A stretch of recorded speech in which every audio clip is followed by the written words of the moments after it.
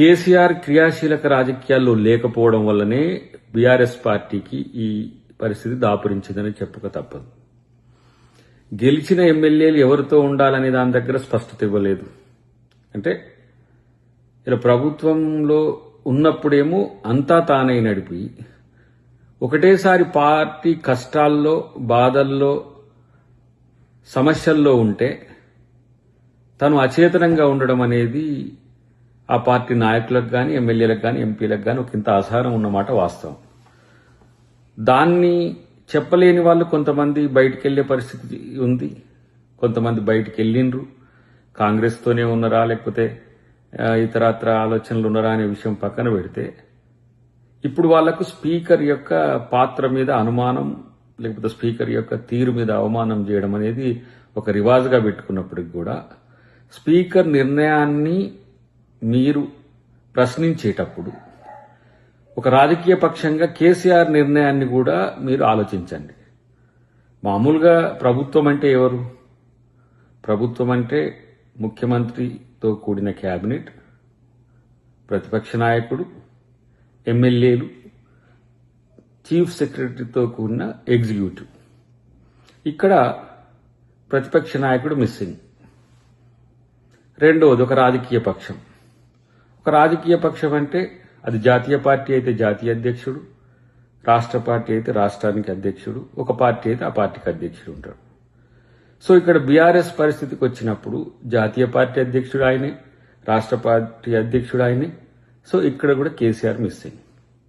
So KCR లేకపోవడం వల్ల ఎమ్మెల్యేలే ఎంపీలే కాదు, వార్డు మెంబర్ నుంచి సర్పంచ్ల వరకు కూడా ప్రతి ఒక్కరూ గెలిచినా ఓడినా ప్రత్యామ్నాయం చూసుకోవడం అనేది ఒక చర్చ జరుగుతుంది. ఆ పరిస్థితుల్లోనే ఇప్పుడున్న ఈ 10 మంది ఎమ్మెల్యేల సంగతి అయినా ఒకవేళ ఇంకా ఇట్నే కొనసాగితే ఇంకో 10 మంది ఎమ్మెల్యేలు, ఇంకో 20 మంది ఎమ్మెల్యేలు అయినా తమ దారి తాము చూసుకోవడానికి కారణం కేసీఆరే. రేపు 19వ తారీఖు ఏదో మీటింగ్ అని చెప్తున్నారు.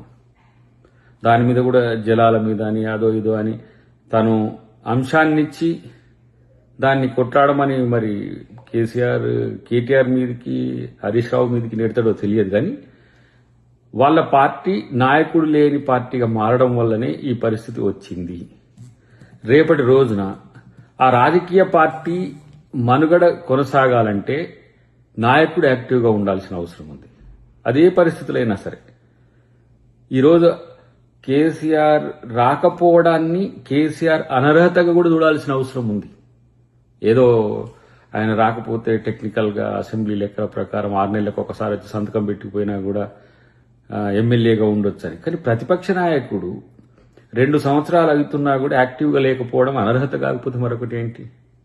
ఈ విషయం కూడా స్పీకర్ గారు ఆలోచించాలి, కోర్టులు కూడా ఆలోచించాలి. ఇట్లా కూడా రాజ్యాంగాన్ని అవమానించినట్టే కదా. రాకపోవడం అనేది దేనికి సంకేతం? అసలు ప్రజాస్వామ్యయుత రాజకీయాలను నియంతృత్వ ధోరణితోనో రాజకీయ ధోరణితోనో ఆలోచించడం తప్పితే మరొకటి కాదు కదా. కాబట్టి ఇవాళ రేవంత్ రెడ్డి గారు తన యొక్క విధులను, తన యొక్క ప్రభుత్వ తీరును నిరంతరం ప్రజలకు చేరువగా ఉంచుకోవడం వల్లనే ప్రతి ఒక్కరూ రేవంత్ రెడ్డి గారి గురించి ఆలోచిస్తున్నారు. ఎవరైనా ఇతర పార్టీల నాయకులైనా సరే, అది బీజేపీ నాయకులైనా, బీఆర్ఎస్ నాయకులైనా, ఇతర పార్టీల కమ్యూనిస్ట్ నాయకులైనా సరే తన పట్ల ఒక ప్రేమాభిమానాలు చూపిస్తున్న పరిస్థితి మనం గమనిస్తున్నాం. కాబట్టి ప్రతిపక్ష నాయకుడు లేని లేకపోతే పార్టీ అధ్యక్షుడు లేని బీఆర్ఎస్ పార్టీ ఆలోచించుకోవాల్సిన అవసరం ఉంది. ఇది తెలంగాణ రాజకీయాలకు ఒక కొత్త ఒరవడైనప్పుడు కూడా ఈ పరిస్థితి కొనసాగడం అనేది కాంగ్రెస్కి అయితే మంచిదే. కాంగ్రెస్కు నష్టమేం లేదు, రేవంత్ రెడ్డి గారికి అసలే నష్టం లేదు. కాబట్టి ఫస్ట్ మీ పార్టీ నాయకులను దారిలో పెట్టుకోవాలంటే మీరు నాయకత్వంలో సమర్థవంతంగా ఉండాలనేది తెలుసుకుంటే మంచిదని చెప్పి బీఆర్ఎస్ పార్టీకి హితవు.